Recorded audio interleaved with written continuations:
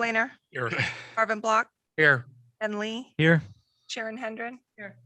Carol Van Dies. Here. I'm going to call on Councilwoman Hendren to lead us in the invocation.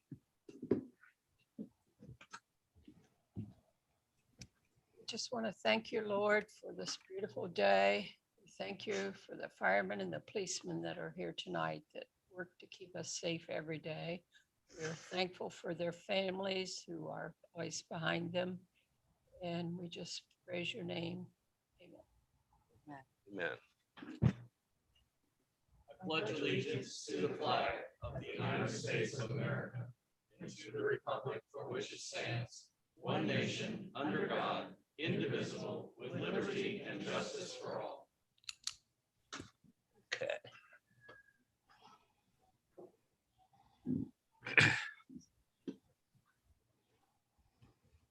Tonight, we're going to do one of the duties I refer to as my most pleasant duty. We're going to swear in a police officer tonight. Eric Rodriguez is joining the force and he's going to take the oath. And if you'll join me in front, and your wife can join us too. I'm going to come down there. Drag my mic around.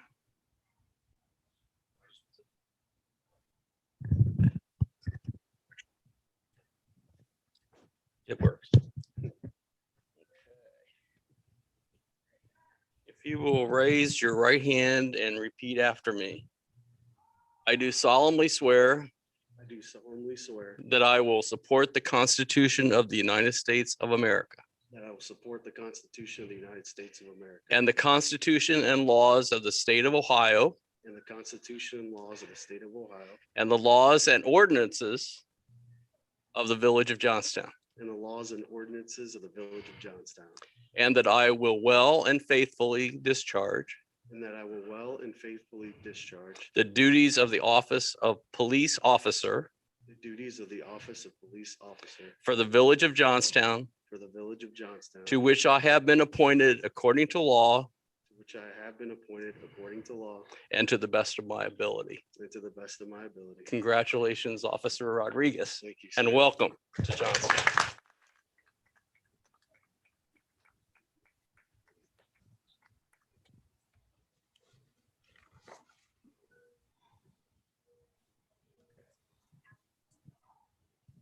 It's an extra 5 minutes for you if you do. Does she come as a backup?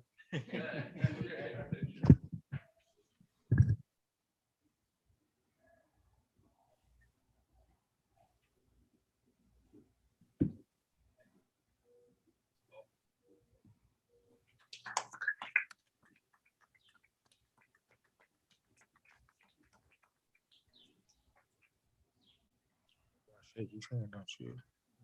Officer. Congratulations. Thank you. Welcome aboard.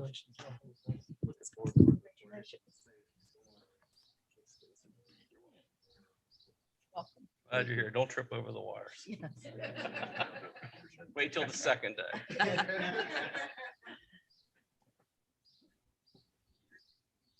Okay. Moving right along. We're gonna do are there any additions to the minutes for June 1st? Council members, any additions, questions, comments? I'll move to approve as written. It's been Second. moved and been seconded. Teresa, you want to call the roll? Mayor Dutcher, Yes. Cheryl Robertson, Yes. Doug Laner, Yes. Marvin Block, Yes. Ben Lee, Yes. Sharon Hendren, Yes. Carol Van Dies. Yes. Before we move to comments by the citizens that may be in the room, which I see friendly faces out here. So I want to thank Councilwoman Hendren for the work she did on the event from last Saturday night for Springfest and the downtown Johnstown sponsored. I can assure you it would not have happened without Sharon. And I had a lot of help. Joe. and Good people. I heard lots of great comments from people that are looking forward to the next one. and already Summerfest. Summerfest. Sharon. And the music was great. But you did a great job. Thank you very much. Thank you, but I couldn't have done it without Scott Schaefer, Craig Bowman, and Pat Kramer, and all the others. So we're gonna have Chip sing the next time. I don't think so, but that's all right. Maybe with help from others. Next up is citizens' comment on matters that are not on our agenda.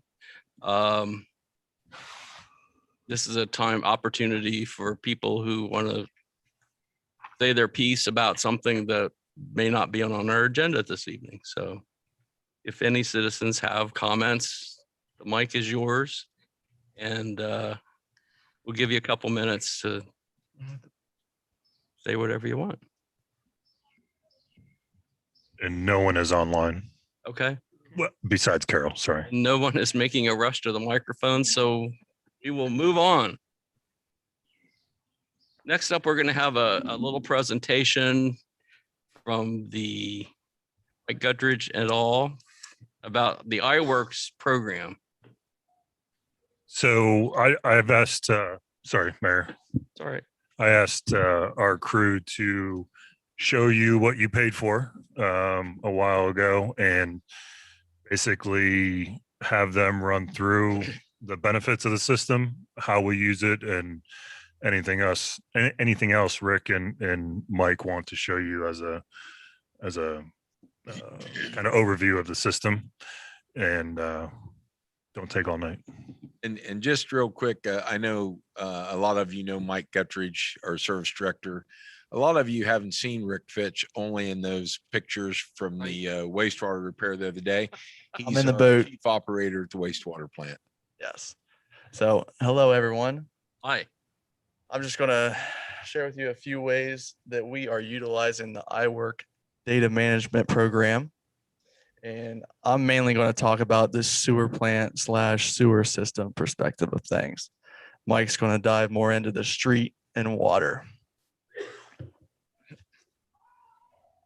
So I guess, what is iWork? Well, iWork is our latest work order system here in Johnstown.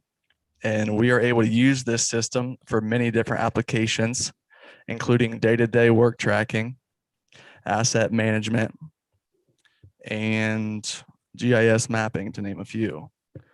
So I'm going to dive into the asset management portion of the program.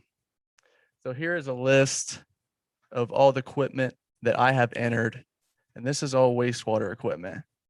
And this is just one page. I think there's 4 or 5 pages, somewhere around 150 pieces of equipment total. So I'm just going to click on an item here.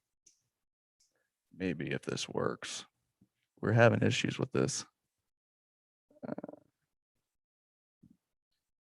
So it's coming up on my screen. Yeah, click on that. Just click on digester pump number 1, Jim. Clear at the bottom. Anywhere on that line. Hold on. It's the screen share. Give me 1 second. Okay.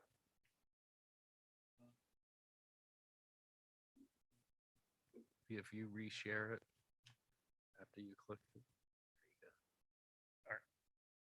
Okay, so this is digester pump number 1, and we're able to give each piece of equipment a unique ID number. And then also we can enter manufacturer, model number, serial number of this pump, the year that it was installed, the average replacement cost, $5,000, the expected life of the item, and then any other info that we think would be of need. So what also is important in here is the contact information. So let's say I have an issue with this pump. I need tech support. I need parts. I know to contact Buckeye Pump.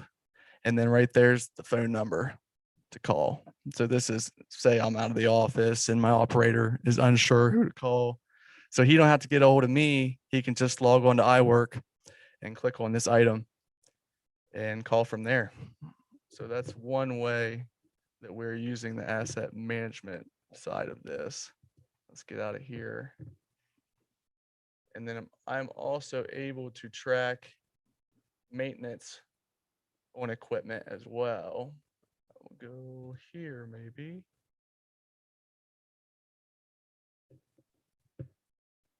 And so let's just go to, SBRs.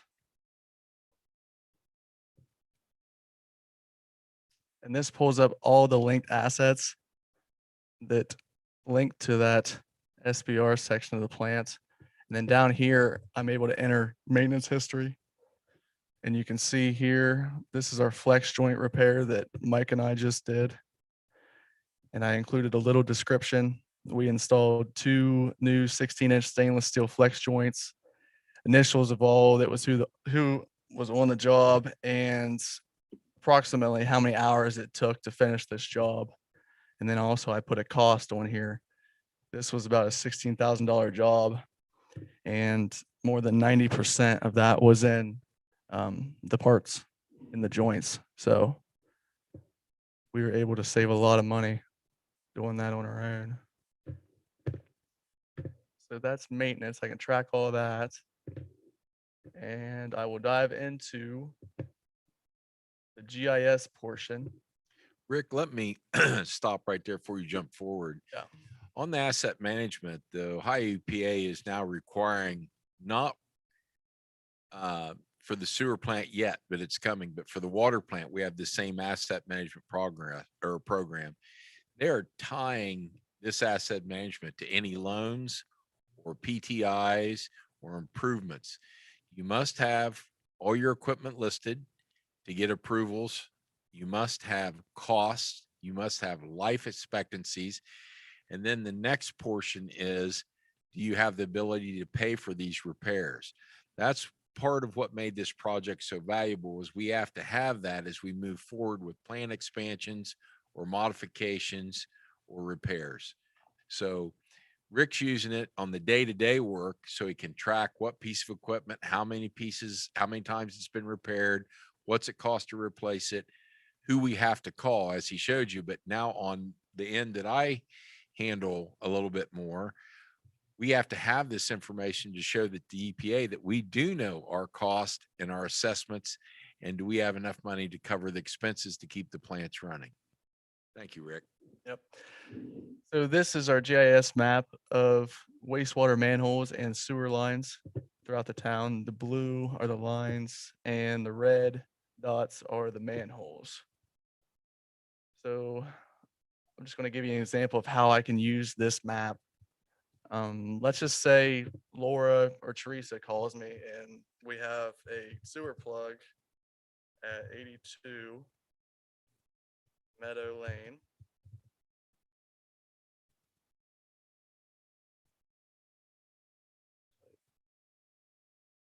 So I type in the address and it'll bring up my marker right here. And I'll zoom in. I'll zoom out because this mouse is backwards. No, it's right. Oh, it's right. Max right. Yeah. And once it loads up my sewer lines here. So right there, the marker's on that house. And I'll get that out of the way. So I can see, it's hard to tell, but 23 and 22, those are manholes. So I know there's a manhole here and a manhole here. So I know that plug is somewhere in between here at this house. So Rick, will that manhole always be known as manhole 22 from now on? No. I think we can label those different numbers. Yeah. Edit each of these points. And we're gonna make them match our original maps. Yeah. So we would set the jet truck up at manhole 22 and shoot it to 23 to break through that plug. So that's just one way we can use this. Another way, Jack had got a hold of me the other day. He was wanting to know sewer line size and manhole depth at a manhole out Sportsman's Club Road at that dead end manhole. Once I get this figured out again, we'll go over to Sportsman's Club. So here's this manhole we were talking about. We can click on that manhole to look at the information on there. And I can see that that line is an 8-inch line and it is 17 foot 9 inches deep from ground elevation. Then I also can enter in manhole condition too. And it's in good condition. And why that's important is I called Rick and, he's getting these manholes loaded. If I have engineers call me and that's at extreme end and they say, well, we may want to build X, Y, or Z out here, what type of depth or where their sewer is at, without physically going out, have to physically measure, we can pull these items up, see where they're at, get that information to the engineers and or developer in a much faster fashion. And the screen that Rick showed you before that, how that's valuable. Right now we can see our manholes, but in the dead of winter when we've been snow plowing and there's a foot of snow and we're not exactly sure where they're at, well, Rick can pull this up on the iPad where they're out there attacking this plug and taking care of it. And he's going to have locations. That manhole's here and that manhole's here. Even though they're buried, he'll be able to find and locate those much quicker than in the past where we were taking shovels and saying, well, it was around here someplace, so it's a good tool for that. Sorry to interrupt you again, Rick. I just Nope, can't help myself. I'm finished. I'm going to pass it over to Mike. Thanks, guys. Thank you. So I'm going to go over some of the work order system and some of the water and how we're utilizing all that. This past weekend, we've been getting a lot of emails when it comes to that trailhead restroom. So Jack and I talked about it today, and this is just to show you what kind of capability we're able to do. I went in and I created an amenity under facility management and brought up the trailhead bathroom. So then I can click on that. And from this day forth, we're going to be able to go through and track when the last time that we cleaned it, when the last time that we put toilet paper in it. And at any given time, anybody with the iWork system can pull that up and say, okay, Friday was cleaned. So that way, we don't run into the trouble that we're running into this weekend. So that's one way that we're able to utilize it and improve them different systems. And then for the water, I'll go over to the water. Jack, I believe the fire hydrants, right? That's an EPA requirement, correct? So we used to do it on paper, and the guys used to have to carry around paper all the time and figure out, go around and flush the fire hydrants, go around and maintenance the fire hydrants. So we were able to go on to here and we were able to create different thing when it comes to the fire hydrants. We can go to the map and let's say we have 2 or 3 guys right now that are going around maintaining them and then flushing our fire hydrants. So they don't get confused and so they don't, work over each other by doing one hydrant. Then the next week, somebody coming in and doing that same hydrant. We're able to go in and color code all this by, sorry, I'm right there clicking. Let me take control. So what I'm going to do here is minimize, get everything off here besides hydrants. So let's say Tim Perry goes out and he maintenance a hydrant. He can go into that hydrant and put in there that he oiled it, that he checked the number of turns on the hydrant, checked the wash valve. I mean, there's all kinds of things. There's a big list of things for him to do. So after he does that, he goes in and he says, that he's done oiling it. And then Joel comes in and he says, well, I need to know what hydrants have already been maintained. Very quickly, he can go in here and click on this. And what that does, so all the green dots are ones that have already been maintained. So just that quick, he knows, okay, I can go out to any number of these hydrants and get ready to flush them. But then he says, well, I wonder which ones have been maintained and flushed. And just very quickly, he can come up here, go up to flushing, and all the ones now that are red are completely finished. So now he knows, well, I know all these right here were green, so I can go out there and start my day there, and then he can continue on from there. So it helps us efficiently a lot. So that's a big help for us. One thing that the street department has started, we have been tracking every day in a calendar what we've done for the day, how many hours we've done. That takes a lot of time for the guys. So what we're able to do now under work management, they go in every day and each guy tracks 8 hours of what he's done painting, whatever he's done for the day.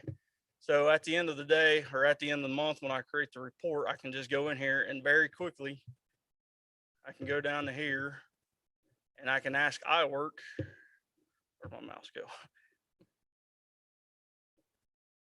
This bottom one. The top one, the run breakdown. Yep. Go over to run.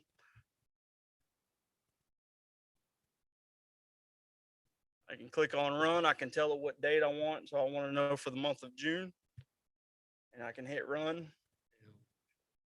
And just that quick, now I have how many hours we have worked on things. So for like this month, we are at 384 hours so far. That's everybody in the system. So then at the end, I can break that down. I think you've seen on our maps or on our charts that we broke down, flushing, asphalting. Well, that all comes from this. And I can also run a report where I can break that even more down. How many tons of asphalt have I used? I can run all them reports in here because what them guys will do, they'll go in and they'll say we used 4 today and it tracks that for us. So we may, go to the plant 5 or 6 times. That quickly, we know that we've done 20 done. So that's really helped us out when it comes to that. And that's really about all we have. We're recently started on maintenancing program where we're tracking when we do oil changes to our vehicles, done brakes, any kind of work. That way we know where we're at. Jack and I have talked about starting to track where we have water breaks. And what that will do is make it so we can start seeing where most of our water problems are coming from, and maybe the lines are getting old. And so it'll help out in the future where we can track them problem areas. Any questions? Yeah. Go ahead. You mentioned the restroom up to Trail Park. Sir? In your work orders, can you generate a work order for that ever so often? Yep. So So it shows up and you don't have to. I can. So I can go down to here. Sorry, it's usually quicker. Go over to here and then amenities. And actually, Rick and I were talking about this today because so like here, we're trying a 2-month basis as far as pumping it out. We pumped it out last at 518. We're going to try every 2 months to see how that works. Now, what I can do is I can go over here and I can schedule maintenance. And I can tell the system, hey, every 7 days from this date, create a work order for me. So then I don't have to remember to do it. The system already, so every Friday, the guys will come in and they'll look at iWorks daily and it already generates it for us. I can't, I'm overwhelmed with what you guys have been able to do with that and the man hours that you save. And with with just the information on your pumps and stuff, getting in there to order them, you don't have to go to the office and look through all the files for an hour and a half to find out where you got it. That saves a lot of time. One other thing, I'm just amazed with it, guys. I really am. I didn't realize it was going to do this much for you. We're only scratching the surface. We're learning more and more as we go. You can probably be able to track your asphalt that you buy, We do. what you can have to order for the next year, and your salt. I can. So at the end of the year, what I can do, where I showed you a report. Yeah. I can go in there and say, okay, I want to know all year, how much asphalt have I used? And it will generate that report. And this will be a great budgeting tool assistance for us because when we get ready to do our budgets, which unfortunately is not that far, we'll be at it again. I'll go to Mike and say, how much asphalt did you use this year? Was that enough asphalt? What's the average cost of the asphalt? And then when I'm putting it together, our budget for those departments, he and I can work together. He can say, Jack, I need more salt. I need more asphalt. I need less of this. So it's going to be a great budgeting tool for us also, because we'll know exactly how much we've spent in each one of those items. Looks to me like it was money well spent for the. Another thing, I'll thank you guys for doing that in-house job down there. Next time, wear your Speedos when you get in there. That's on Rick, not me. We really appreciate you guys getting in and But doing very it. That's it. quickly, this is this is under material. This is all of our stone that we use. So whenever we have a water leak, the guys track, we use 4 ton. So again, that's a way, that we can track all that. We track our inventory when it comes to even our light bulbs. We have everything entered into the system. So when they go out and replace the light bulb, they come in here. I've used 1 light bulb. We have that information at hand.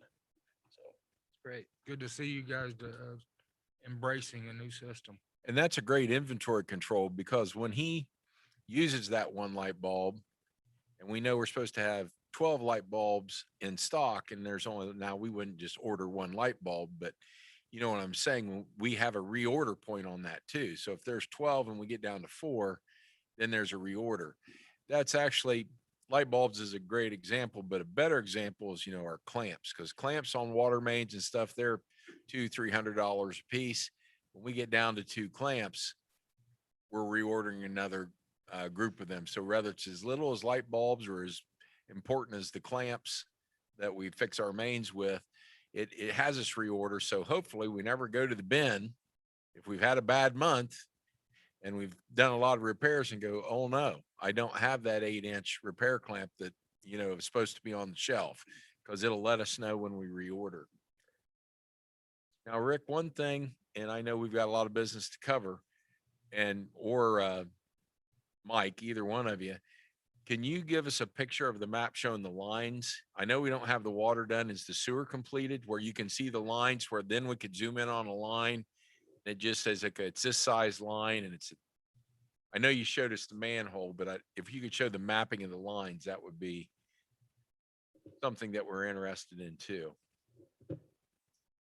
Another great thing about this, talking on the water end, it shows not only where every manhole is, where every fire hydrant is, where every curb box is. So again, if something's covered with snow, buried, we can pull that up, hover over it, and at the completion of learning that portion, if we have 6 inches of snow, but yet we have a leak in a house, we got to find that curb box, we should be able to take that iPad. It'll show us when we're getting close to over the top of it.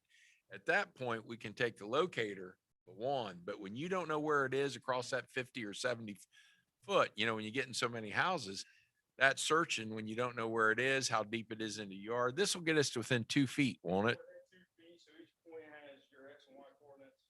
So what we can do, we'll take them X and Y coordinates entered into the iPad, and over the iPad, like Jack was saying, it will get us, okay, we know we're right here somewhere. So then at that point, we can start showing us, trying to find everything where it used to take. Well, if you didn't know what side of the house it was on, you're just uncovering the yard. And that, if you've got a leak in the basement, that's time, that A, property's being damaged, and B, water's being lost. And so, this is going to be a good tool. So yeah, all the blue lines are the sewer lines throughout the town.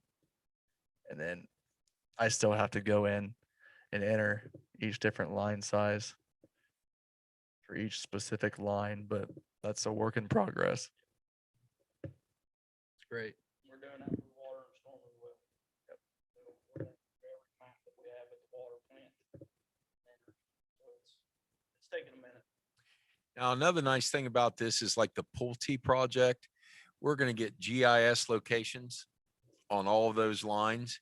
So instead of entering those manually, because of our contract with iWorks, jump in and tell me if I say anything wrong, we should be able to send those GIS coordinates into iWorks, and then they should be able to implant them on the map, where there's a lot of manual entry. The guys are having to define the points and putting the lines in.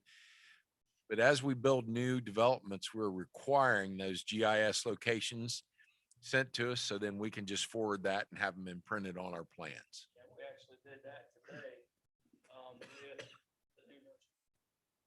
They finally sent over the coordinates. I said, I work. And all that will all be Are we mapping light posts yet? Or lights that are owned by the village yet? Yes. Again, it's That's a lot of topic. Have you got the council members mapped on? not yet. That's next on our list. Oh, you want to see them or you just want to know? Curious, I don't no, want wanted to see mapped. 'em. Yeah, I'm not going to show you, but so we also grade our pavement. Jack and I will drive the town, grade it 0 to 5, 5, yeah. and so then we can go in there and 5 is good or 5 is bad? 5 is good. 5's good. Okay, all right. So and Best view will be a 5 this year. Right. Project's completed. And again, with that report, we can go in and say, hey, we want to know what all zeros we got. Yeah. And they'll, And we know there are some. and so under signs, again, we can do signs. All of our signs are mapped. So if we have one that's leaning or something, Jim can go in, say, hey, we need to, fix this sign. Let's see, street assets is where our lights are. We're going in there, used to, we'd get AEP and the guys would have to go out and physically try to find that pole. We have been going out and mapping each light, going ahead and putting the number into the system. So now when we get AEP located, enter it in, and within minutes, it tells us where everything is. That's great. And we're also doing that with our Johnstown streetlights. Jack, are we able to, if we use an outside contractor, are we able to attach that to your work order as a cost? If you had to use an outside contractor on anything, for under a maintenance or Yeah, repair. on So any if we had maintenance. so if we had a water line break, you needed and we somebody needed else to call come in. somebody in, yes, that Okay. cost for that repair. That's one of the things I'm hoping will help us with our water mains. If we see over a 5-year period, we've had 4 breaks at a cost of X on this particular 2 blocks of street, then at that point, I would come into council and say, okay, this line is bad. We need to look at a total replacement cost, but this is what we've already spent. And this is the time we're spending and the number of breaks we've had in this area. Yeah, and then over time, how I'm looking at it is if we see that we have an increased use in outside contractors, budgetary wise, everyone here will know, hey, the last couple of years, we averaged $65,000 of Yes. cost in outside contracting work, so we need to have that in the budget. Yeah. Okay. Yeah. That's great. You guys, I know all council appreciates what you're doing. And fantastic job. I'm a kind of a dinosaur. I can remember when you guys had to walk around and read the water meters. I remember walking around reading them. Yeah, I'll get it. Don't worry about it. Any other questions? Great work.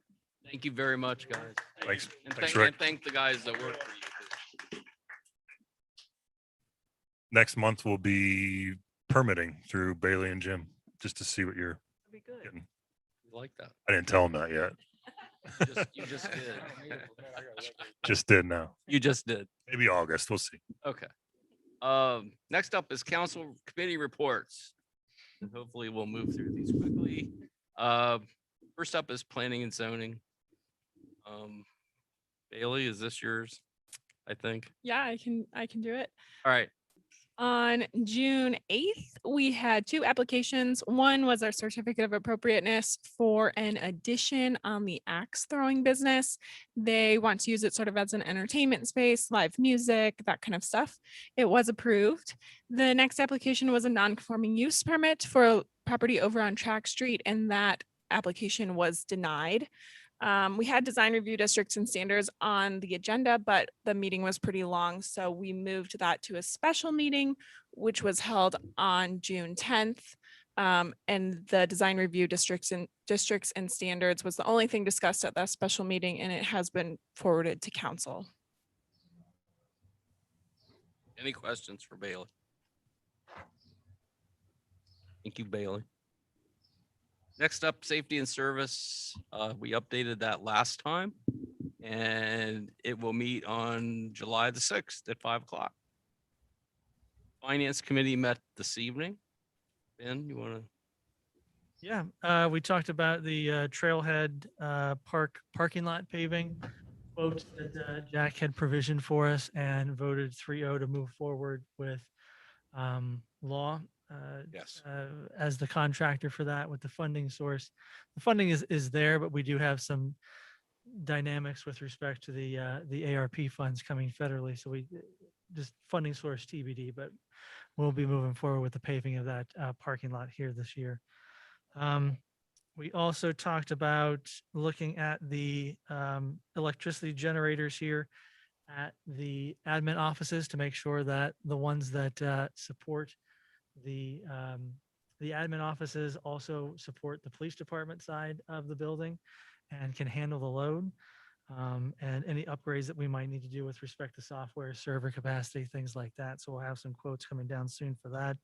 And then we also talked about looking at a quote to upgrade the first lift station that is diesel powered to be natural gas powered, like the balance of them, to ensure you get 24/7 uninterrupted operation of that if and when it may be needed.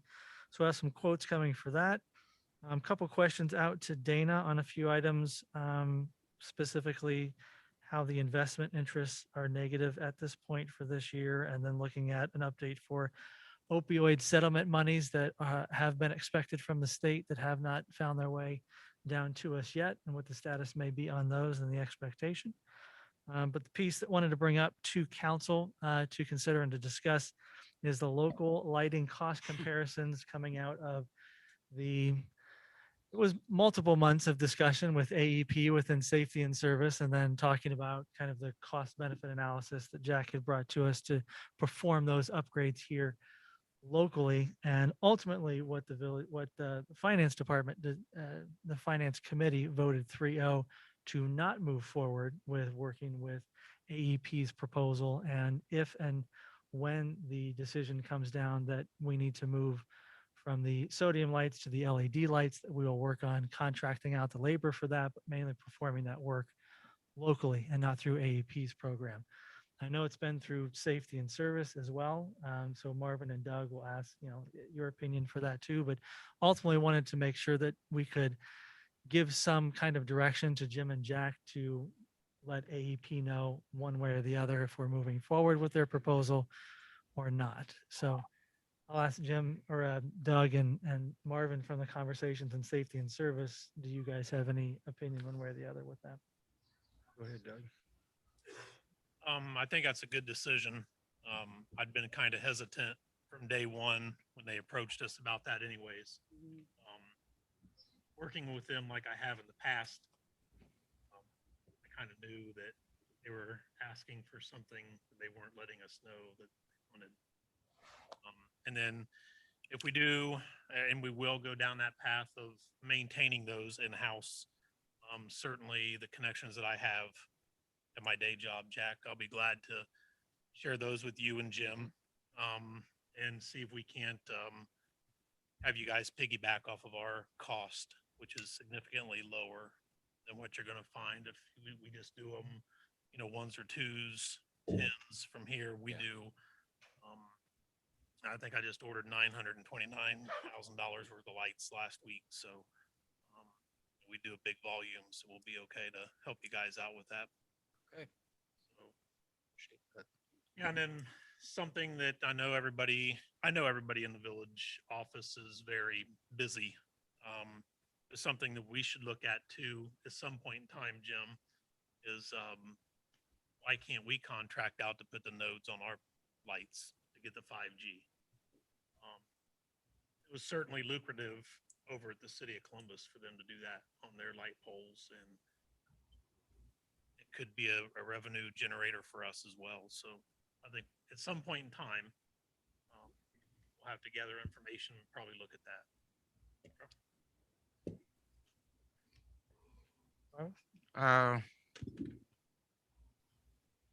I agree with the decision they made. To give you a brief synopsis here, they offered us $18,622 for 158 lights.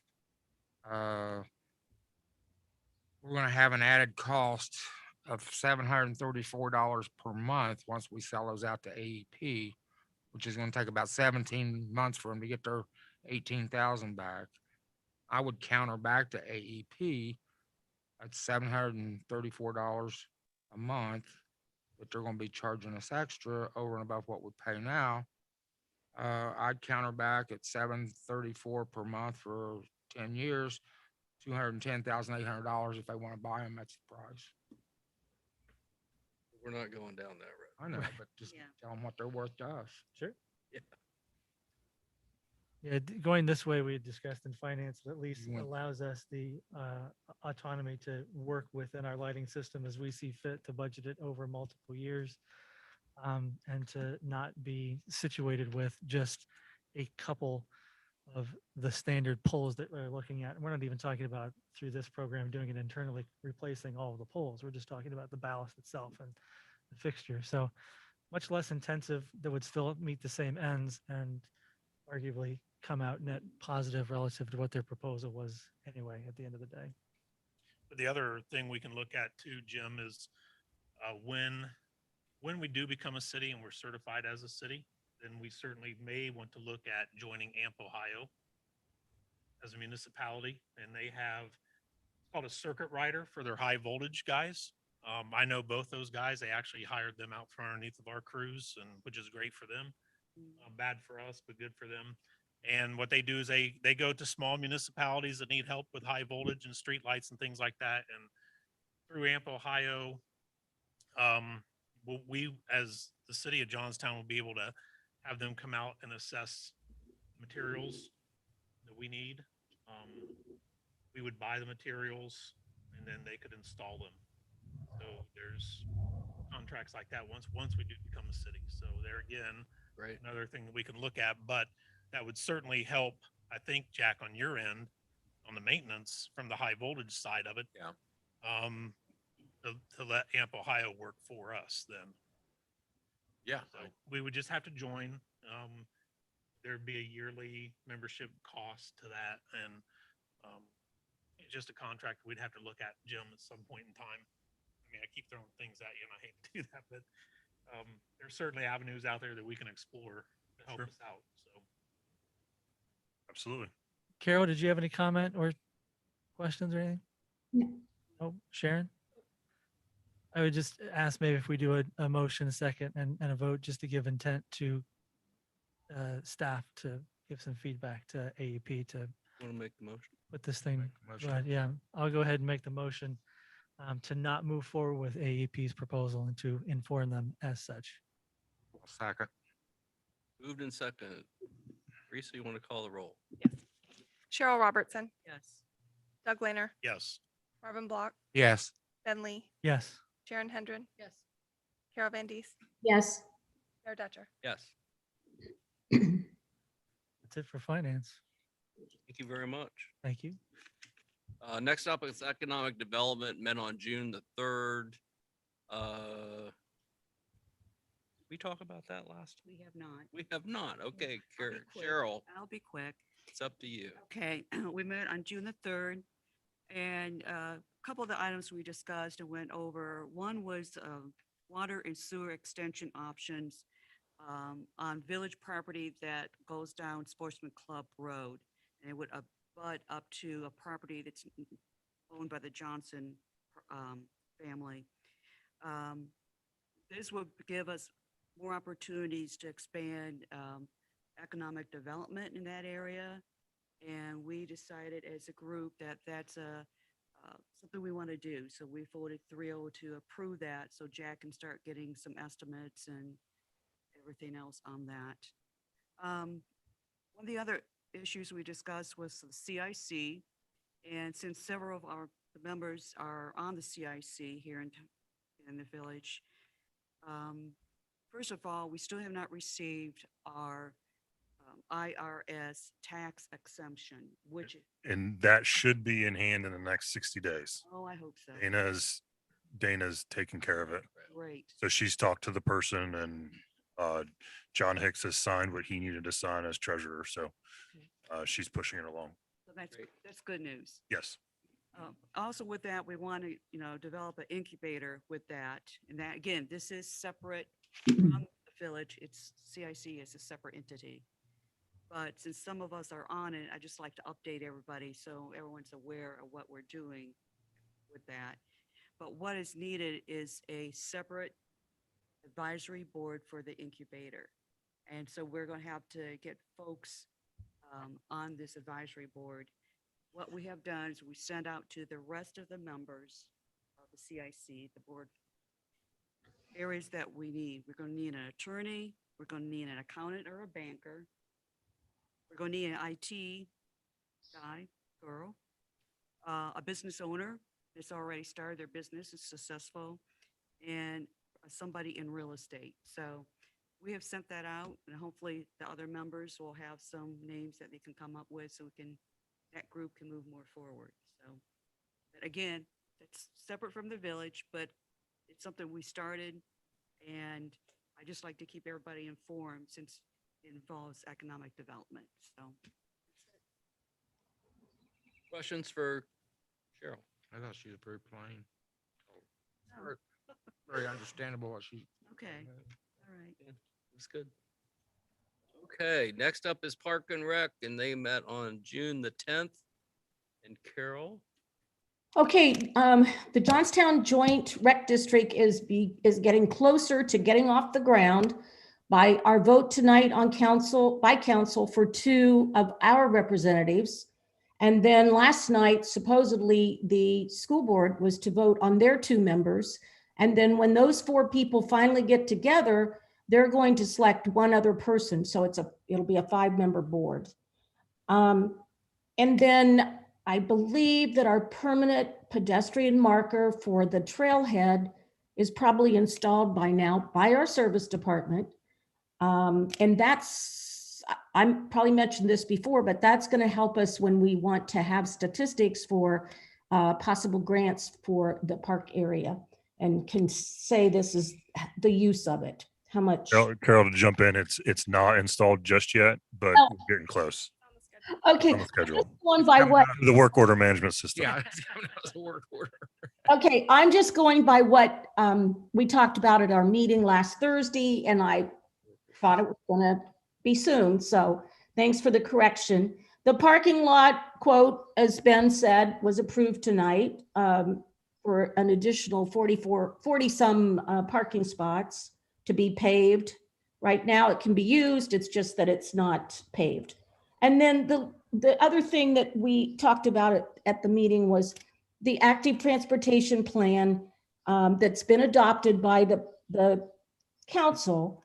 And at our next meeting, we've asked Bailey to have some ideas of where we get started on goals that are in that plan that we could pursue. I think that's pretty much it. Questions for Carol? Thank you, Carol. Tree Commission, we updated last time. And do you have anything you want to tell us about the 4th of July? Yeah, the events committee will be meeting virtually tomorrow, just trying to tie up some loose ends because the July 3rd fireworks event came up really fast. So just some things to finalize with respect to Porta-John placement, dumpster placement, day of programming for down there at the stadium, just to finalize the list there and points of contact and things like that. But several food trucks already committed. Very excited to have the event move forward. So just tying up some loose ends. Questions for Ben? What's your temperature? It's my temperature. It's fine. Any questions? Okay, thank you, Ben. Next up is Director's Report. Dana's not here this evening, but she did include her report in the packet. If anybody has any questions, comments on the report, if not, Dana will be here next time, and I'm sure there'll be some questions. Sounds good to me. Okay.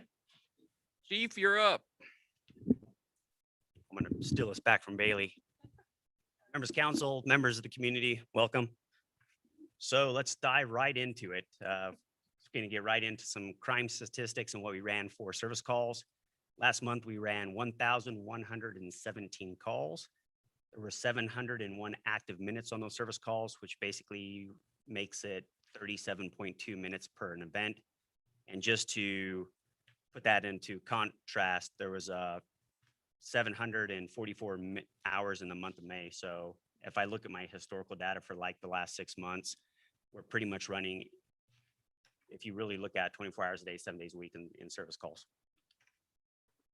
When I look at the major events, I did note that there was a significant increase in the 911 hang-up calls and the missed dials. I don't know what that's necessarily attributed to.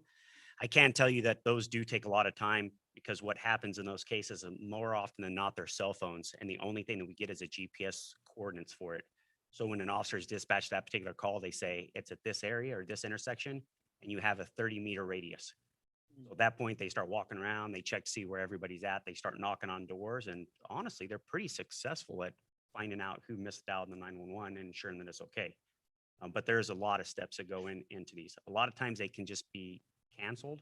And if anybody does accidentally dial 911, just stay on the phone and talk to that dispatcher and say, hey, everything's okay. So then that way it kind of saves that service call. We might still come out there anyway, but sometimes we won't, depend on what the dispatcher feels.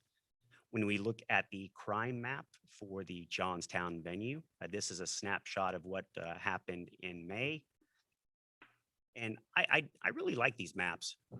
At the end of the year, I'm going to compile one that basically shows everything. And we're the 15th safest city in the state of Ohio. There are some other things that attribute to that. But at the end of the year, we can take a look at what are the safest communities in Johnstown of that 15th safest city. So like a lot of people can say, wow, I live in this particular subdivision. And obviously looking at the crime map, that's a really safe subdivision to be in.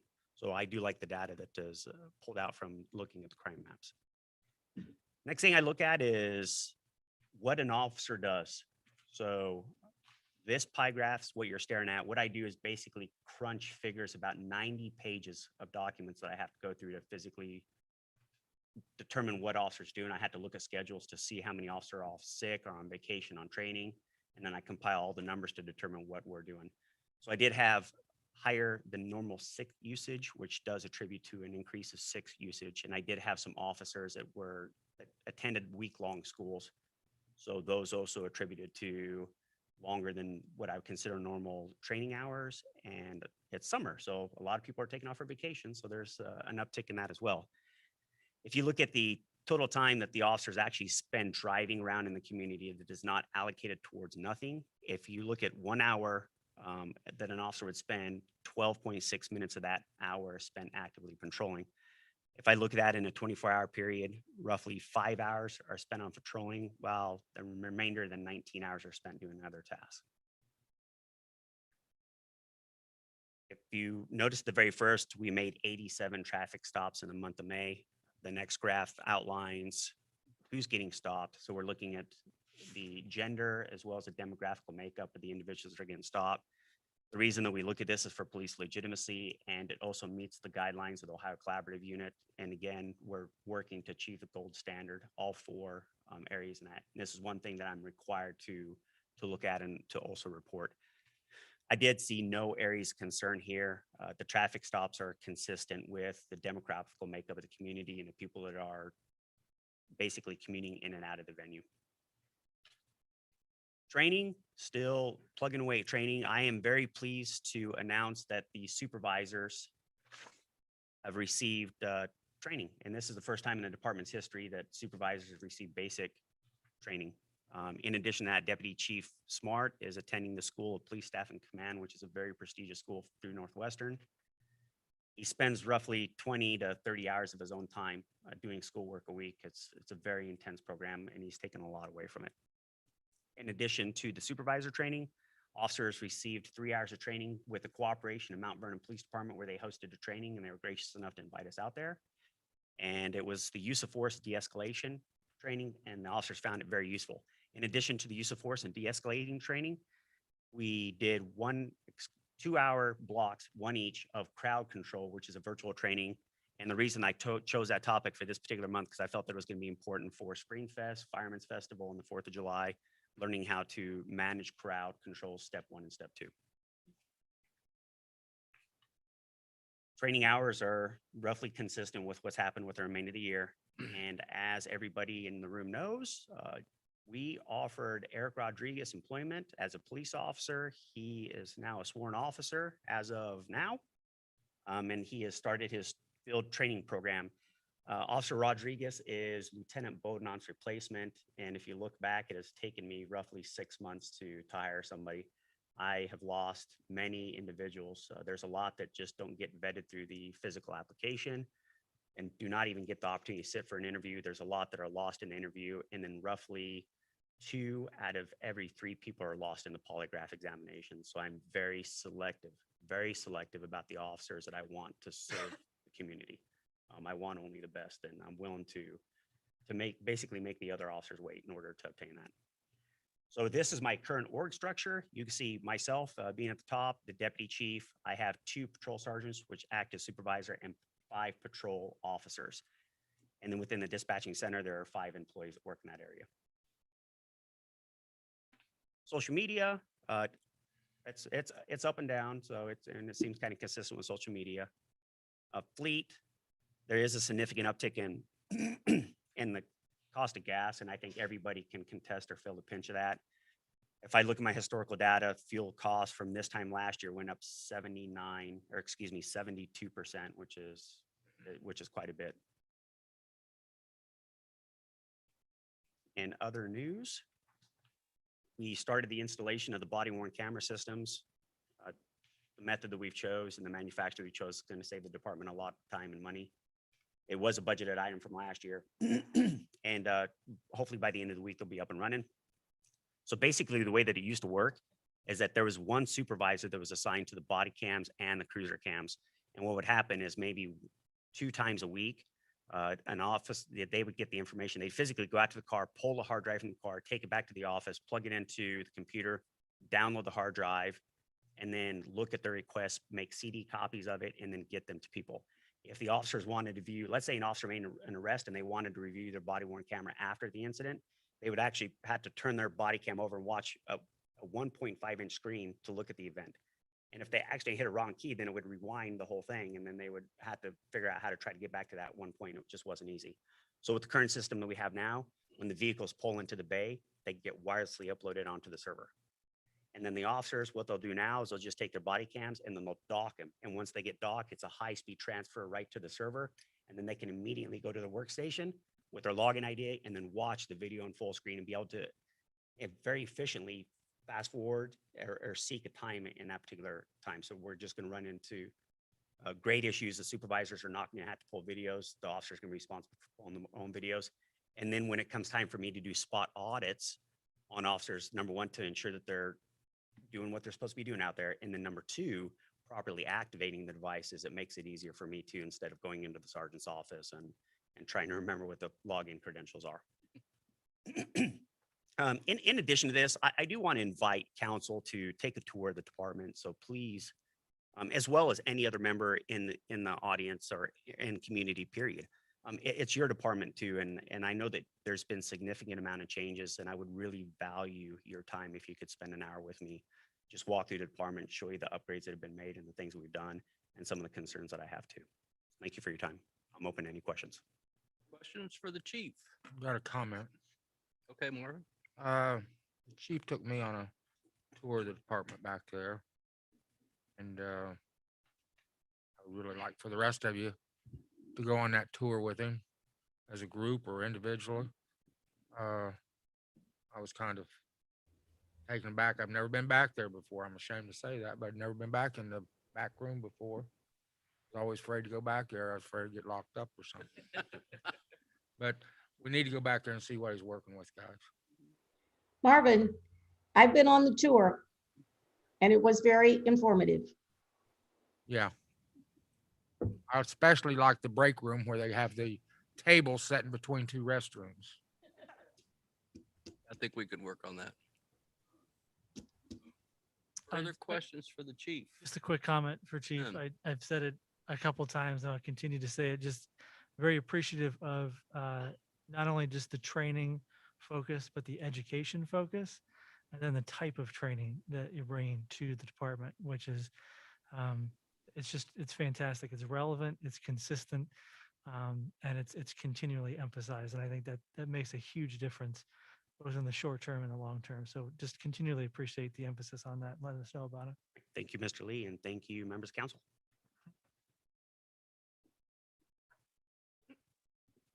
Any further?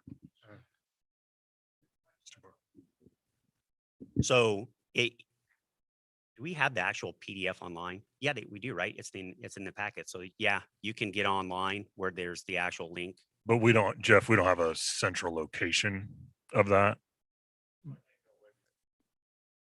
No, it's something we can look at, but you would have to physically just pull that PDF every 2 weeks and conglomerate it yourself. So to answer your question, no, from what I think you're asking, not yet. It will be someday.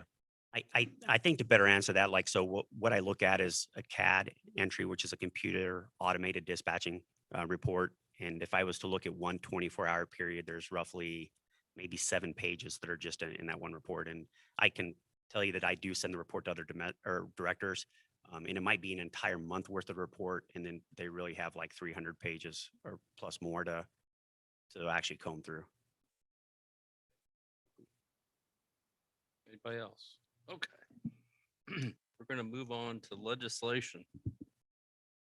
There's no other questions or comments. Ordinance 07-2021 will remain tabled. Jim is working on that, and You've heard that before, huh? we are anxiously awaiting its return. Next up is ordinance 20-2021, an ordinance amending ordinance 34-20, annual appropriation ordinance of the Village of Johnstown to approve necessary changes of appropriations. And it was introduced on the 1st of June. Tonight, we're going to have a public hearing and a vote. So Jim, are you subbing for who's handling this one? Chief? Yeah, Chief, it's your $5,000 for the restricted police fund.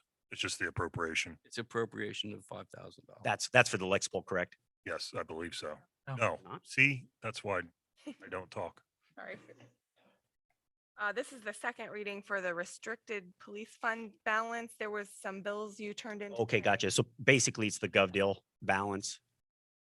And then the shift of that to buy equipment for the police department. Gotcha. This piece was not appropriated during the budget last year. It was just a piece that was overlooked, and this is just cleaning that up. Cleaning that up. Yeah. Okay. See? All right. We can figure it made out. Even without Dan here, we made it through it. Okay, so tonight we're going to do a public hearing and a vote. So if we can get a motion, I will make that motion. Ben's moving the second. ordinance, been moved and seconded. I'm now going to open a public hearing on this ordinance. Any members of the public would like to comment or ask questions, now's the time. Hearing none, I'm going to close the public hearing and we'll move, if council members have any questions, comments. Hearing none, we'll move to a vote. Teresa, you want to call the roll? Doug Lehner, Yes. Marvin Block, Yes. Ben Lee, Yes. Sharon Hendren. Yes. Carol Van Diest, Yes. Mayor Dutcher, Yes, Cheryl Robertson. Yes. the ordinance is approved. Thank you, council. You're welcome. Thanks. Next up is ordinance 21-2021. An ordinance amending ordinance 34-20, the annual appropriation ordinance of the Village of Johnstown to approve necessary changes of appropriations. And let's see. Jack, is this one yours? No. No. This is to hire a full-time police. Oh, this is the police one. Okay. All right. I'm sorry. A little confused. It happens occasionally.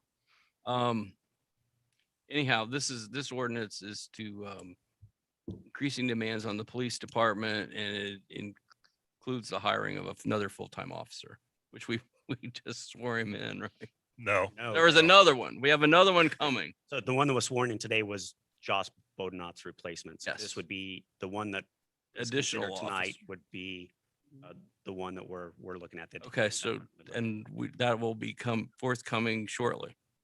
Yes, provided he passes the polygraph. Okay. All right. So this was introduced on June the 1st. Tonight, we're gonna have a public hearing and a vote. I will entertain a motion to approve the ordinance. So moved. Been moved. Second. Have a second. Been moved and seconded. Okay, tonight we're gonna have a public hearing. I will open the public hearing. Comments from the public, questions? This is an additional officer. I have a question. He keeps talking about. I'll- poly- You're next. Okay. First, we're gonna close the public hearing. Questions from council? You might. Sharon. You keep talking about polygraph. I watch Forensic Files all the time, and I understand polygraphs aren't always accurate. That's Oh, on TV. They work. You believe in them then? Oh, absolutely. Yeah, I assure you that. It's probably one of the most intrusive things that one individual can go through. There's a lot that comes out of him, and but I want the hard questions asked, and I want to get answers to them because I want to lead the best for this community. I see. That you schedule for one. Any other questions? I could try to get you on scheduled. Any other council people have questions? I would just make a note, Comments? in the first reading, what was omitted was the supplies and materials line. That's been added for the second reading. But what was considered and approved by finance was the total 43,500 Okay, amount. all So right. It was just an omission from the first, added in for the second, Okay, all in line. glad you caught that. And I do want to say to everybody, I know Chip forgot what this was about there for a minute, but the three of us are on finance and we did have a very long discussion about the addition of the extra police officer and we all approved it. So Yes. this has been discussed and agreed upon and now we're bringing it to the council. So sometimes you just forget because all of this looks the same after a while. Ain't kidding. And then there's age factor. Yes. Anyhow, we're gonna move to a vote. Teresa, if there are no further questions from council members. Teresa, you want to call the roll? Marvin Block, Yes. Ben Lee, Yes. Sharon Hendren, Yes. Carol Van Diest, Yes. Mayor Dutcher, Yes. Gerald Robertson, Yes. Doug Blainer. Yes. Ordinance is approved. Thank you, council. Thank you, chief. And ordinance, next up is ordinance 22-2021. An ordinance amending section 921.06 of the codified ordinance of the village of Johnstown, Ohio, in order to set water tap and capacity fees charged by the village of Johnstown and declaring an emergency. Jack, is this yours? Well, I think. Wanna I'll answer defer to questions? Jim and Okay, go from there. Fair enough. So at the very bottom, this quite literally doesn't change anything for our residents. But what it does is increases the fee to anyone that would like a fire suppression tap from 20%, well, 80% reduction to a 50% reduction, as well as remove the locally bonded government provision as well. So any other locally bonded government project would have to pay the full capacity charge as it is for anybody else. So those are the two changes at this time. okay, so we are introducing this tonight. We're gonna have a public hearing. And do we have to do a separate, make it an emergency, or we can just do that? It's written up as an emergency. Okay, so we don't have to do a separate. Just have to motion. waive the second reading and then we can move on to public comment. Correct. We have to waive the second reading. Otherwise, it's just an introduction. Right. Okay, so we should do that before we have the public hearing. So I'll entertain a I'm motion. trying to- to I'll make the waive- motion. Teresa, what do you need? Just the motion to waive the second reading. I move that we waive the second reading. Do we have a second? I'll second. Doug seconded. Okay. Teresa, you want to call the roll? Yes, Ben Lee, Yes. Sharon Hendren, Yes. Carol Van Diest, Yes. Mayor Dutcher, Yes. Cheryl Robertson, Yes. Doug Blainer, Yes. Marvin Block. Yes. Okay. Second reading has been waived. We'll now move to I'll move- move the ordinance.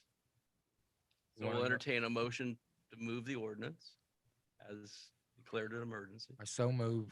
Whatever you need, Teresa. I'll second. It's been moved and seconded. Teresa, want to call the roll? Oh, Oh, wait a public minute, wait a comment. minute. We have to have the public hearing. Public comment. We're gonna open the public hearing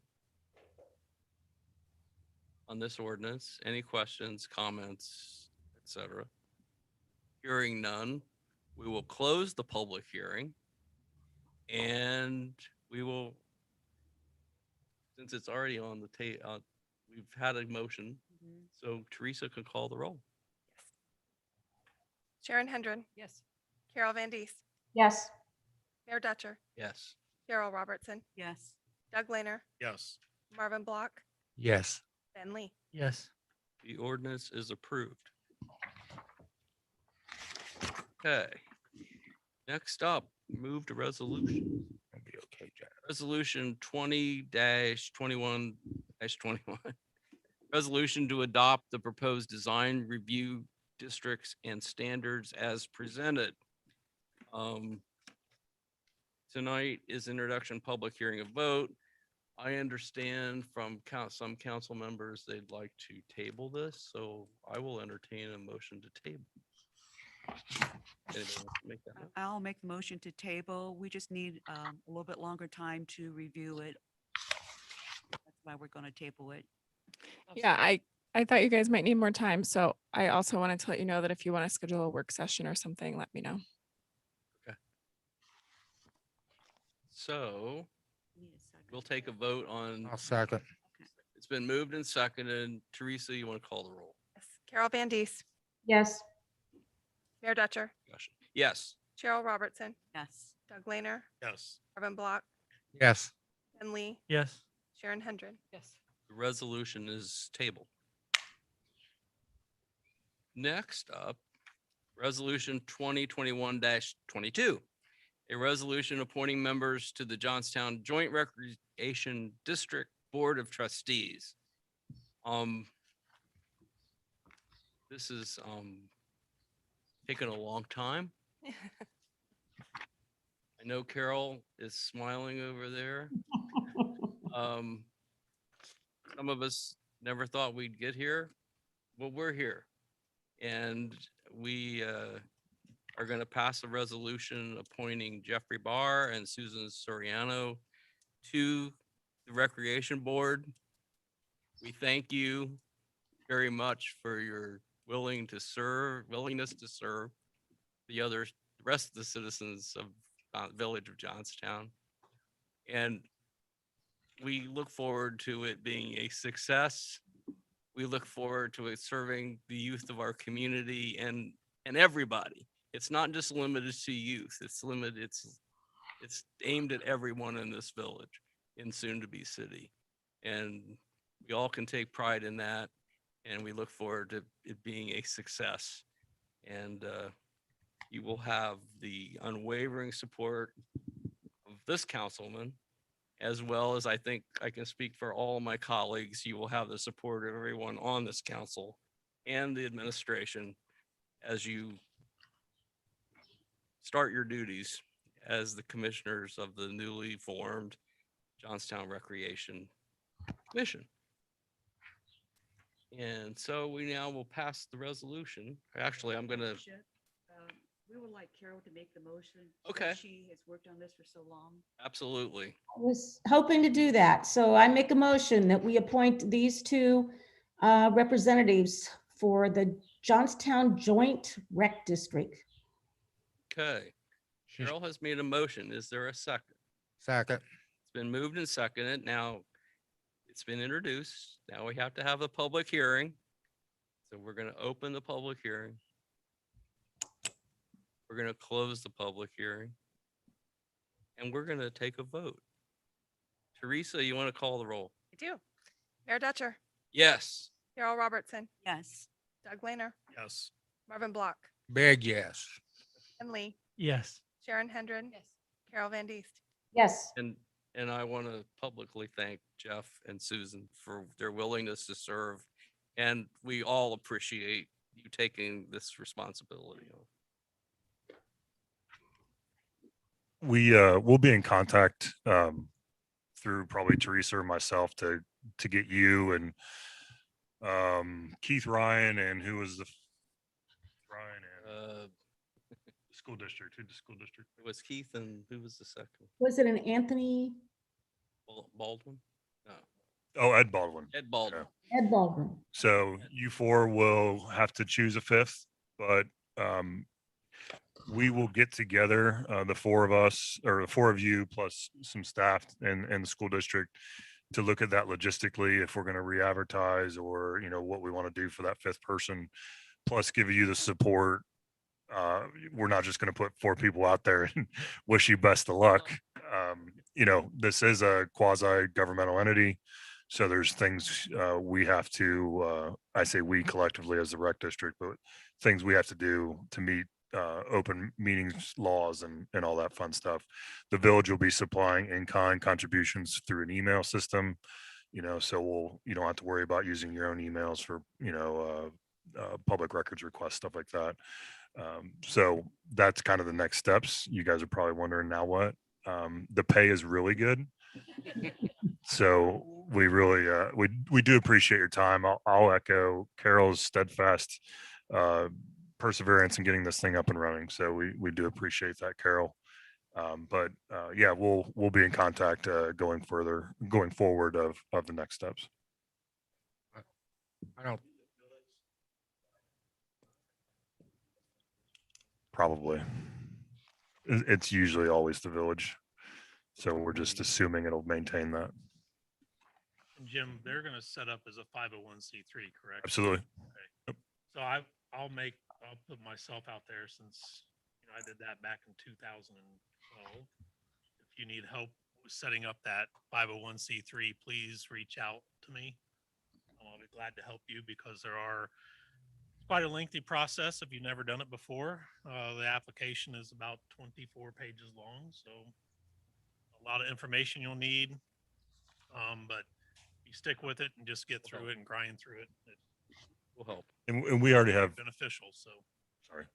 Yes, and we have bylaws already drafted. So by no means do you have to adopt those. But again, we just didn't want you to look at us like, gee, thanks. So that'll be a good. so that's starting ready. point. Yeah. And it's really exciting. Just me personally, it's been 6 years in the making, and this is a trend. So there's planning and zoning, which is very has a lot of say in what happens.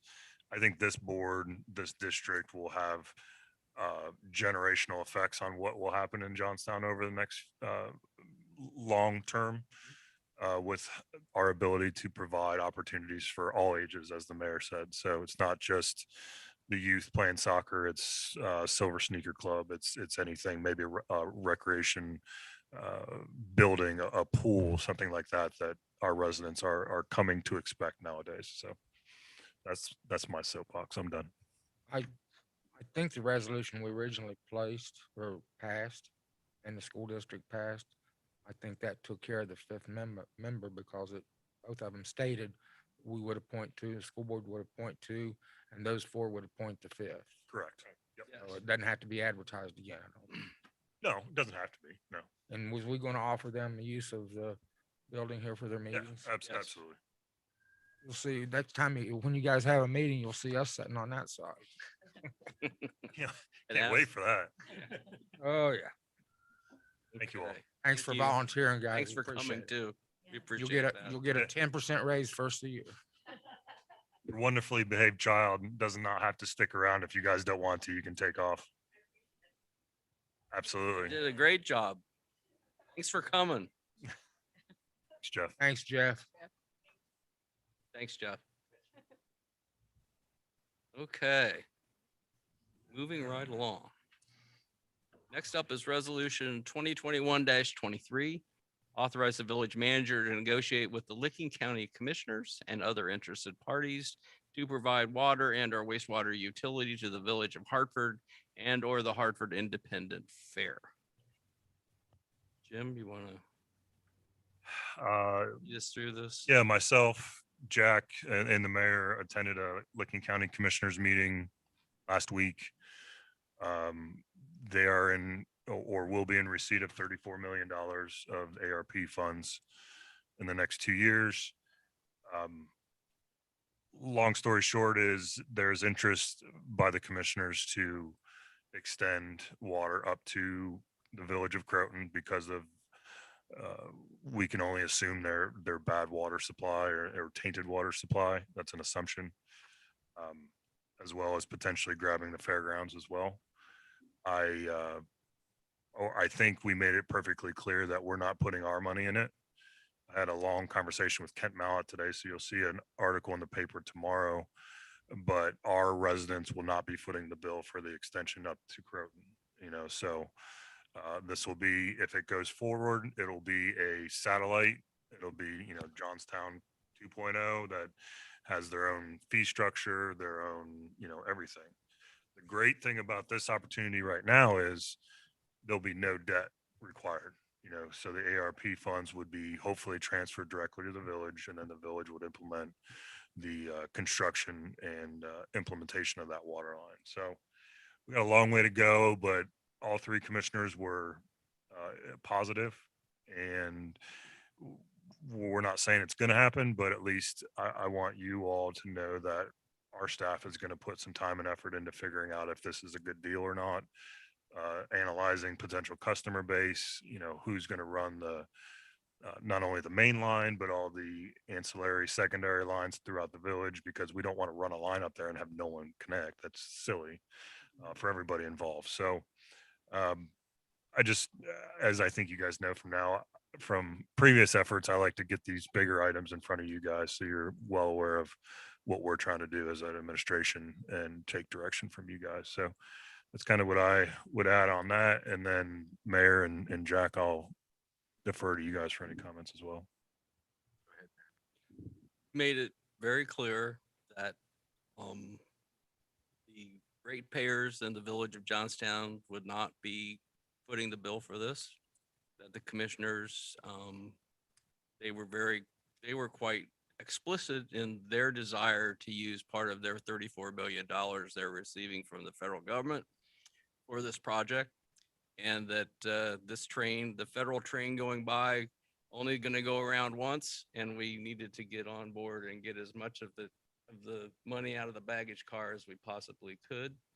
And but that we as a village are prepared to participate and help and sell them water when the time comes. And that the next step, as far as we all left there knowing that the next will be a meeting with the Johnstown, Village of Hartford, the Fair Board, the commissioners will lead that meeting, and Hartford Township. So that's the next step. And this is to give guidance to our staff and to the village manager that we are on board with this. On board with the idea. Yeah. Right now, there's no this. It's the idea. Sounds like a win-win. It has that. I mean, imagine if you had a water rate without debt. I mean, that's huge. They give you a time frame as to when they're last week thinking they would like this project to be done. No, I think the question was, when could we do it by? Right. How long will it take to get it? We'll probably get 2 years out by the time we get the negotiations and start design, construction, bidding, all that stuff. ARP funds, they don't have to be spent until 2025, 2024. So we have a window.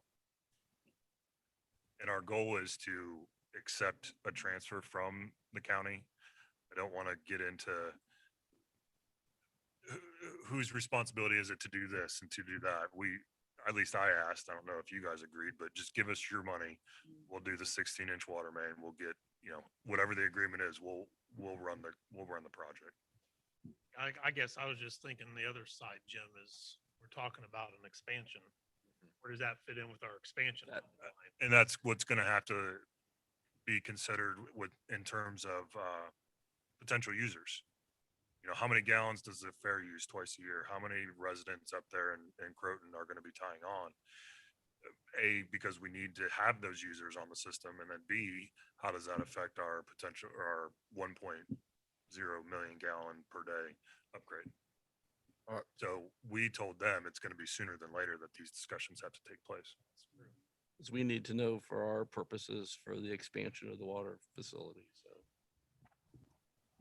Although that doesn't, I mean, the construction of that upgrade jack, if we knew that was coming, and we had the figures, doesn't stop us from actually putting that line in, putting that on hold until the construction, if the construction is started and the upgrades are started, we know the line, we can almost do that in conjunction with each other.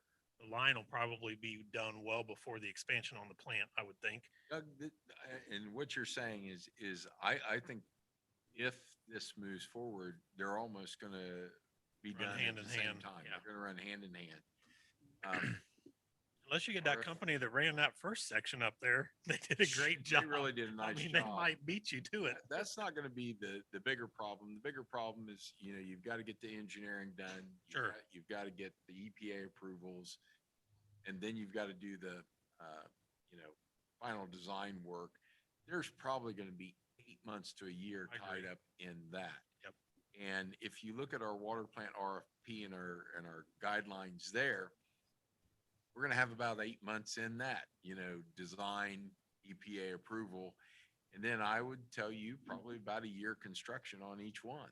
So they Pretty may close. Yeah. be very close to complete, Okay. if this moves forward and if everybody agrees on how to go, they may come together at about the same time. And that's what I guess that's what I was drilling down to, is I didn't want to see one hold up the other, vice versa, right? So, In my opinion, just knowing the size of Croton, there could be some growth out there, which we would anticipate with possibly there might be a tower added later or a pressure pump system there. But we would not let that slow down the water plant. exactly. I wanted to say something. I'm all for this. My concerns are if we're going to hire someone else for the village to help on this project, because I really don't want this to overwhelm our staff so that they can't do the work that we're looking at as a village. Absolutely, Carol. And during our finance committee tonight, I mentioned to them of possibly reorganizing and bringing on additional help on the admin side. I guess, for lack of a better term, in my office and doing things a little bit differently up front that would bring on either a full-time or at least a part-time employee to free up more hours to devote to these larger projects. So And that is could they possibly be funded through this money we're getting from the county? I don't believe operation or labor costs can be. If I've listened, now there's different ways to interpret that, but just saying, $200,000 of the ARP coming from the county is going to go to salary. I don't know if we can do that, but there may be other fun things we can do that may be able to free up other monies. We'll just have to see how the final guidance comes out. And there's always additional federal funds available through the Safe Drinking Water Act. So Yeah, there's H2 Ohio, the one we got for our sewer relief sewer down on Jersey. So those can be used definitely for salaries and whatnot to help manage the project. So we'll be looking into that. I want to get a proposal in front of council here in the next 30 days to potentially address that very issue. So I appreciate your concern, Carol. You can always have administration costs coming out of that grant, or what the county does too. What you agree with them, can include an administration cost. Yeah, we would have to, we'd have to figure out what those costs are and make sure that's a recoupable or an expendable cost of the ARP funds. The only thing I would suggest, I'm for it. The only thing I would suggest is to figure out what capacity it's going to take of our water and sewer plant and add that on. That, let's say if it's going to take 200,000 gallons a month or whatever it is, take that percentage of what it's going to take the capacity out of our water plant, and they would pay for that capacity replacement. When we do the replacement on the water and sewer plant, because we bonded that, And if we're gonna have to have a bigger plant and sewer plant to take care of that up there, it needs to be paid for, not just running the lines. We need to pay for that too. Yeah, And the other thing, when you in negotiations with them, Jack, you know this from working in like once it's done and start out, don't even let them question you. Start out. When it's finished, the control and ownership belongs to Johnstown. absolutely.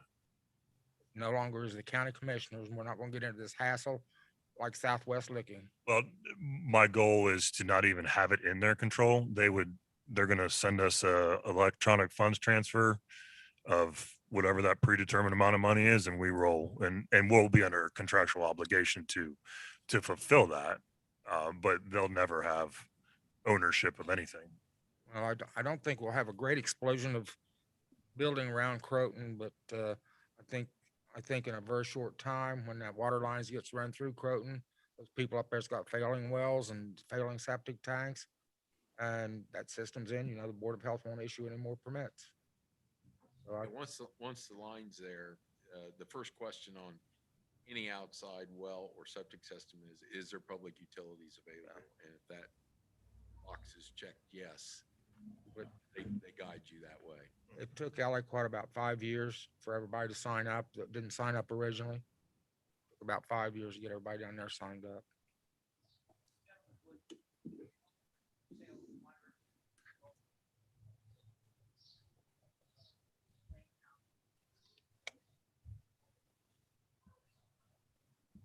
No. No, not the golf course. We would have to talk to Trillium as well.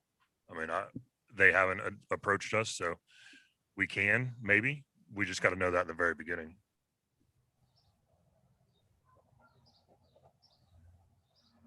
That's all I have. Okay, so tonight we're doing an introduction, public hearing, and a vote. So first off, I need a motion to approve the resolution. So moved. And moved, is there a second? I'll second. Sharon has seconded. So it's been introduced. We're gonna have a public hearing. I'm gonna open the public hearing. Hearing no comments from the public, I'm gonna close the public hearing. Questions from council? Any questions? Hearing none. Teresa, I'm gonna call the roll. Cheryl, where am I? Sorry. Cheryl Robertson, Yes. Doug Lehner, Yes. Marvin Block, Yes. Ben Lee, Yes. Sharon Hendren, Yes. Carol Van Diest, Yes. Mayor Dutcher. Yes. Resolution is approved. Jim, you got your direction? Kind of hoping it wouldn't get approved. Then. Next step is to set up this powwow with Right. commissioners as well. Next up is resolution 2021-24, a resolution authorizing the village manager to advertise for requests for proposals for trip planning and trip optimization systems. Say that 5 times fast. Yeah, I'm going to. Tonight, we're gonna do an introduction, a public hearing, and a vote. Jim, you want to tell us about this? So this is the first step of our what has been rebranded as the Invest Johnstown. Invest is an acronym that's fairly long, but it's basically saying we're going to look at new ways to provide transportation to folks. This is being funded by a $250,000. It's not a grant, intergovernmental transfer from Licking County Area Transportation Study, and it will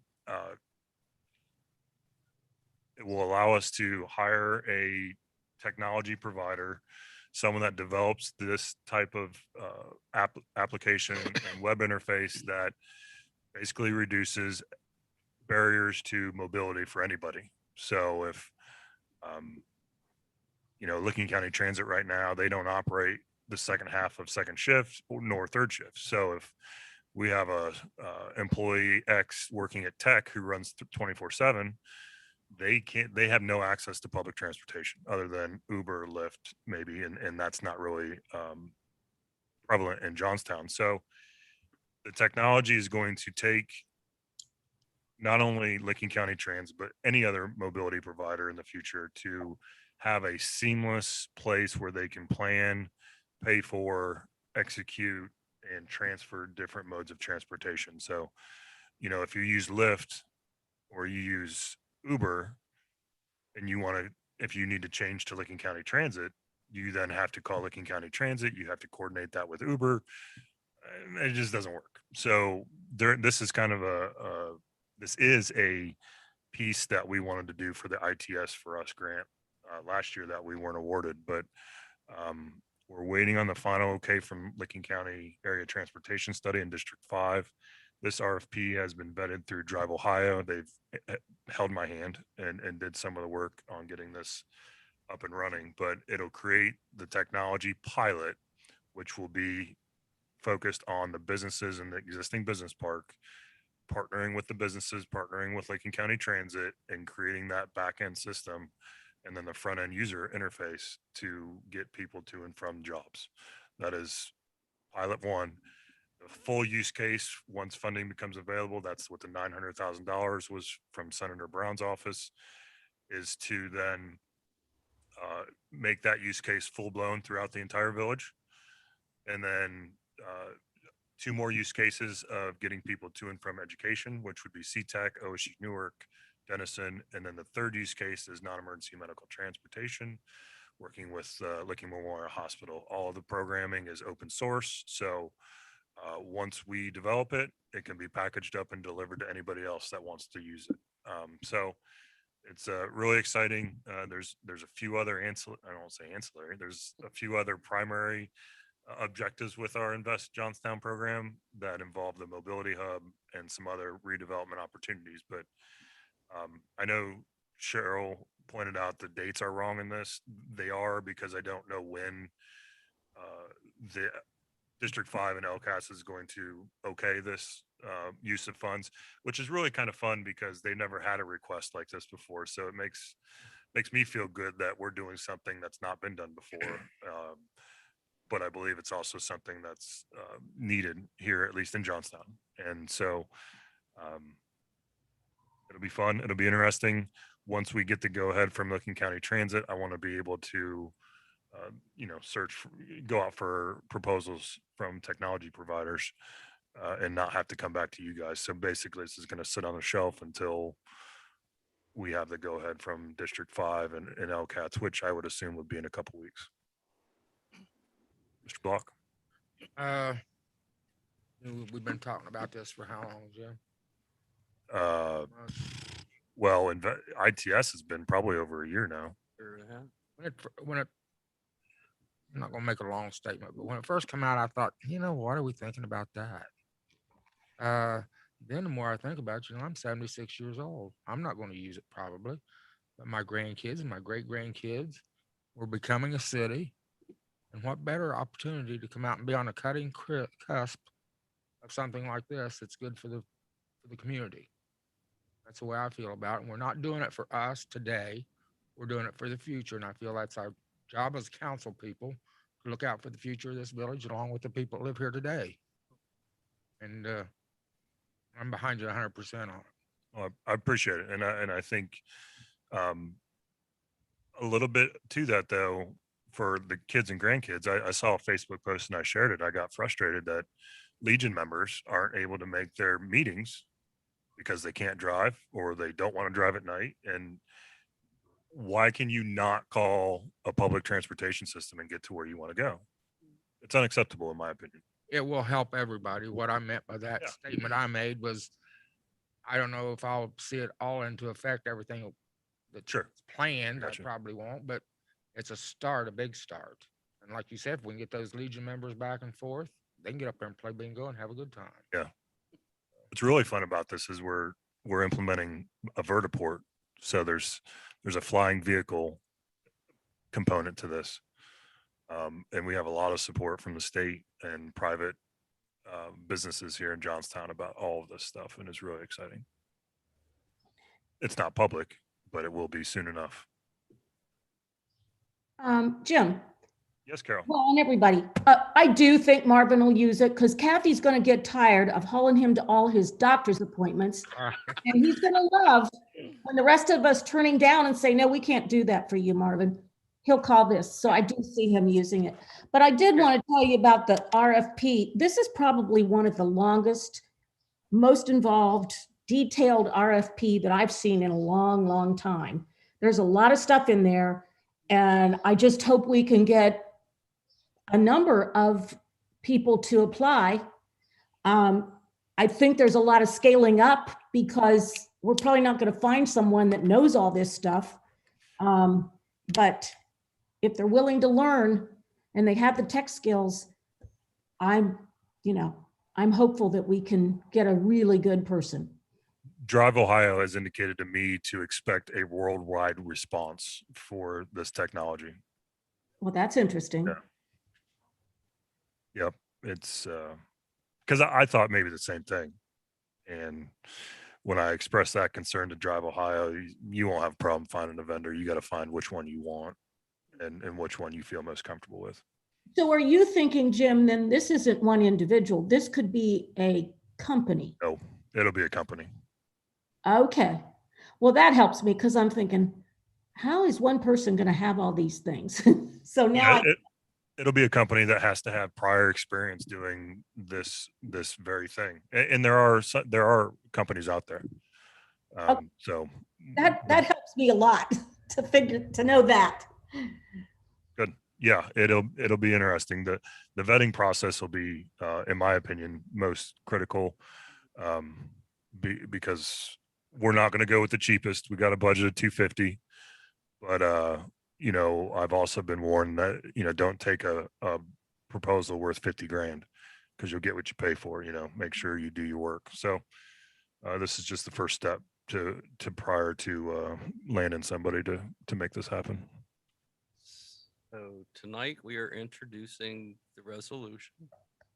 And so I will entertain a motion to introduce the resolution. Being the oldest member, I'll make it. Okay. Been moved. We have a second. Second. It's been moved and seconded. So it's been moved and seconded. We're going to have a public hearing. So we're going to open it to any comments from the public.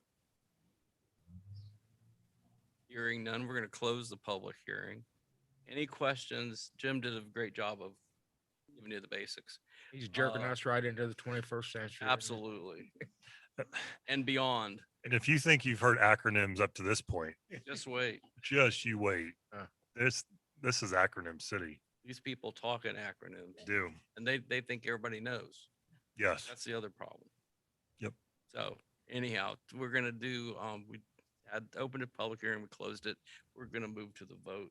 If nobody has any further questions, Teresa, you want to call the roll? Doug Lehner, Yes. Marvin Block, Yes. Ken Lee, Yes. Sharon Hendren. Yes. Carol Van Diest, Yes. Mayor Dutcher, Yes. Cheryl Robertson. Yes. And when you think of the Jetsons, it starts here. Yep. And this is the tip of the iceberg, by the way. Yeah, I know. This is just the beginning. Next up is ordinance 23-2021. Ordinance amending, no, this is for introduction, right? Yes. Okay. This is just for these we're now in the just introductions.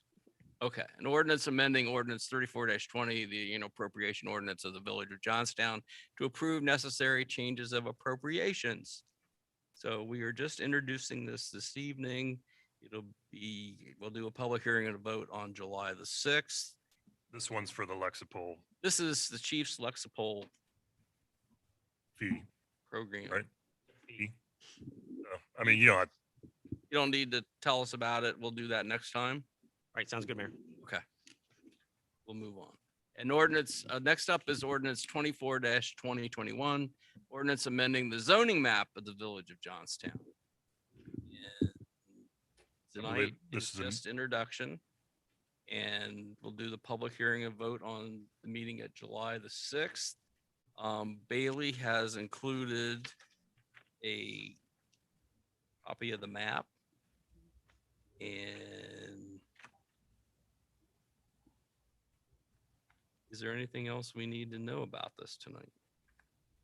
It's just rezoning a parcel on US 62 from light manufacturing to commercial for the construction and opening of a new hardware business, which I'm sure you're all familiar with. Yes. And we will see that again on the July the 6th. So if you have any questions, hold them till July the 6th. How's that? Next up is ordinance 25-2021. Ordinance amending chapter 1187 of the Village of Johnstown Codified Ordinances and establishing a design review board. Brett. Tonight, we're just going to introduce this. We'll do a public hearing and a vote on July the 6th. Bailey, do you want to say a couple words? Yeah, so this is in conjunction with the design review districts and standards. So I would ask that while you're reviewing that document, please review the recommended changes to chapter 1187. Establishing a design review board is something that council has talked about before, so this will do that. Just make sure that it says what you want it to say. And we will see this again at our next meeting. Next up, I think maybe one more. Other business. Is that it? That's all legislation. Other business. Hallelujah. We made it through it. Okay.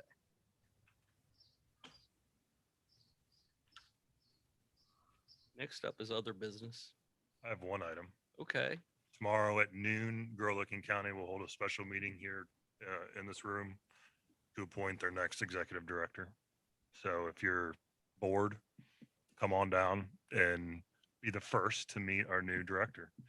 I was lucky enough to serve on the search committee, and we have a top-notch candidate that will take the organization, and it's crazy to believe I've been there 11 years now, take it to the next level. So pretty exciting. So if you're here, noon, stop on by. No cake, no punch, no cookies, but say hi to the new director. Great. Thank you. Anybody else? I guess I got one, just maybe a comment, just a polite reminder, Mayor, on the parade. Yes, I have talked to my council colleagues, Very good, sir. and I've invited them to ride in whatever vehicle we're going to be riding in. And Sharon's going to let me know. And Doug and Marvin, I've asked them. Cheryl and Ben won't be around, so they've said no. Carol, I haven't talked to you. Do you want to ride or not? I just watch parades. I sort of thought so. Yeah. I wanted to ask you. Okay. So that's where we are. Sounds good, Mayor. Thank you. We'll have to figure out what we're doing, but we got time.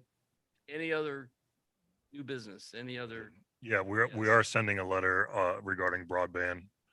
The mayor's actually already signed it, expressing to Senator Hottinger to ensure that the funding remains as it was in the House version and not preempted Yeah, our ability to have our own system. So I think everyone was on board with that. So that letter will go out tomorrow. thank you. And that is it for other business. We're going to move to an executive session, I'll make them. Chip, and which I cannot be a party to. Chip, let me make a motion for you. I move that we move into executive session with Evan Price, Jim Leonard, Teresa, and the council members, and we, I'd ask Jack to be in there as well, please. Jack as well, please. and we respectfully ask the mayor to forego this pleasure tonight. And are we going to have any other business when we? No, come out? this will be the only business, and at the We'll come out and conclusion of adjourn. the Anybody wants to go home? it's not conclusion of the included. executive session, we are adjourned. Okay. So that's a motion by Mr. Block. Is there a second? I'll second. Second by Mr. Lee. Marvin Block, Yes. Ben Lee, Yes. Sharon Hendren, Yes. Carol Van Diest, Yes. Mayor Dutcher, I'm going to abstain. Carol Robertson, Yes. Doug Lehner. Yes. Thank you all. Thanks, chief. Have a good night.